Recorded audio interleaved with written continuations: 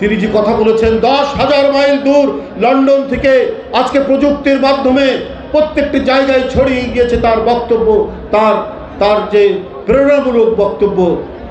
এই কারণে আজকে এদেশের মানুষের, এদেশের জনগণের হৃদয়ের অংশ হয়ে গেছেন তারেক রহমান সাহেব। এই কারণে আমার মনে হয় কেউ কেউ হিংসায় ভুগছে, কারো কারো মনে প্রবল হিংসা। এই হিংসার বহিঃপ্রকাশ আমরা দেখছি বিভিন্ন জায়গায়, তারা তাকে নিয়ে বিভিন্ন মিছিল করছেন, বিভিন্ন ধরনের কথাবার্তা বলছেন।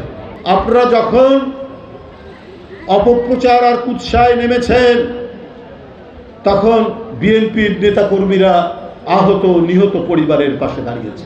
এই 16 বছরে বিএনপির কত নেতাকর্মী মারা গেছে এই কুড়িগ্রাম সহ, কই তাদের বিষয় তো আপনারা কিছু বললেন না। অথচ সকল যন্ত্রণা, সকল অত্যাচার, সকল নির্যাতন বুকে ধারণ করে দেশনেত্রী বেগম খালেদা জিয়ার নেতৃত্বে এবং জনাব তারেক রহমানের নেতৃত্বে গণতান্ত্রিক সংগ্রামের যে মাঠ প্রস্তুত হওয়া ছিল, যে পটভূমি রচিত হয়েছিল, সেই পটভূমির উপর জুলাই আগস্টের আন্দোলন বিজয় লাভ করেছে। সুতরাং একক কারো কৃতিত্ব নেই ভাই। 90-এর যে গণ অভ্যুত্থান, তখন আমরা ছাত্র নেতা, আমি একটা ইউনিভার্সিটির ভিপি, আমরা কেউ বলিনি যে আমাদের ক্ষমতার ভাগ দিতে হবে।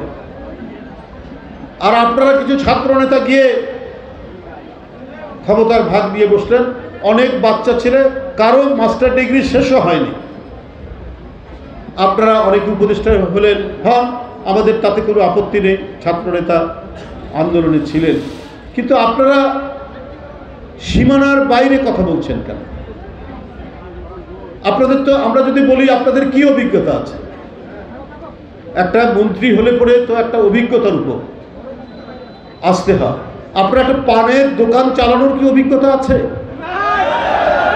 সে অভিজ্ঞতাও নয়। তারপরেও আপনারা উপদেষ্টা হয়েছে, হয়ে আবার এরপর আপনার দল তৈরি করেছেন ক্ষমতায় দেখে। তা এখন এই যে অন্তর্বর্তীকালীন সরকার ডক্টর ইউনূস সাহেবের আমরা প্রত্যেকেই সমর্থন করেছি। ওই যে 2 জন তরুণ ছাত্র নেতা, পরবর্তীতে 3 জন হয়েছিল, আবার একজন পদত্যাগ করে দল গঠন করেছেন। তো এখন এগুলোকেও আমরা কিছু মনে করি না।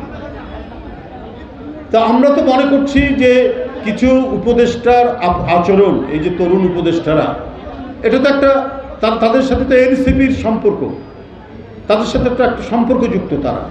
তাহলে অন্তর্বর্তীকালীন সরকারের নিরপেক্ষতা নিয়ে তো মানুষের মনে প্রশ্ন জাগবে। যদিও আমাদের এখনো গভীর আস্থা রয়েছে, আস্থা থাকার পরেও